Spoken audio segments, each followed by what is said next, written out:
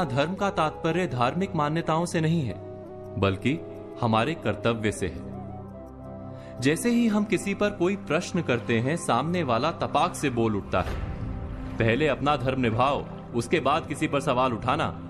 वो कहना चाहता है कि अपना काम ठीक से करो, फिर दूसरों पर कार्य ना करने का आरोप लगाओ।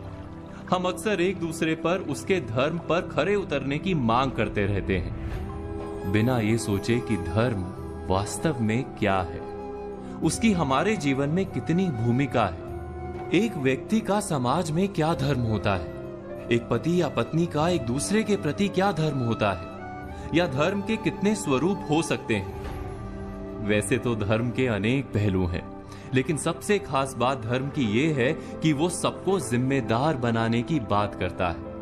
और जो भी इस संसार में है उसका अपना एक धर्म होता है। उदाहरण के लिए पेड़ का धर्म है छाया और फल देना, नदी का धर्म है जीवनदायी जल बनकर बहते रहना, बादलों का धर्म है जल बरसाना, और सूर्य का धर्म है प्रकाश देना। इसी प्रकार मनुष्य का धर्म है उदार होना, सदाचारी और सद्व्यवहारी होना। मनुष्य का एकमात्र धर्म है प्राणी मात्र के प्रति उदारता का व्यवहार। इसीलिए भारत में कर्म से अधिक महत्व सदाचार को दिया गया है। सद्व्यवहार ही धर्म है, क्योंकि इस सद्व्यवहार में कर्म, धर्म, नीति, ज्ञान सब शामिल है। धर्म के अनेक रूप और प्रकार होते हैं, उसमें से एक रूप को एक कहानी के माध्यम से समझाने की कोशिश करते हैं। एक संत थे, नाम था क्षम्य मुनि। सहायता और सहनशीलता को उन्होंने अपना धर्म बना रखा था।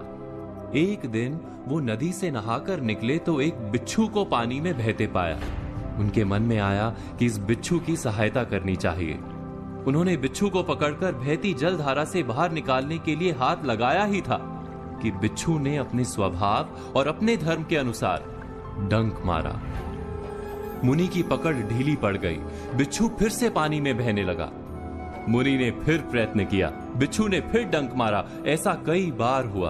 बिच्छू डंक मारता रहा, मुनि उसे उबारने का प्रयत्न धैर्य के साथ करते रहे।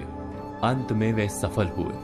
बिच्छू को जीवन दान देकर मुनि आश्रम की ओर जाने लगे, तब तट पर उपस्थित लोगों ने प्रश्न किया कि आपने उस डंक मारने वाले बिच्छू की प्राण रक्षा के लिए इतना कष्ट क्यों सहा?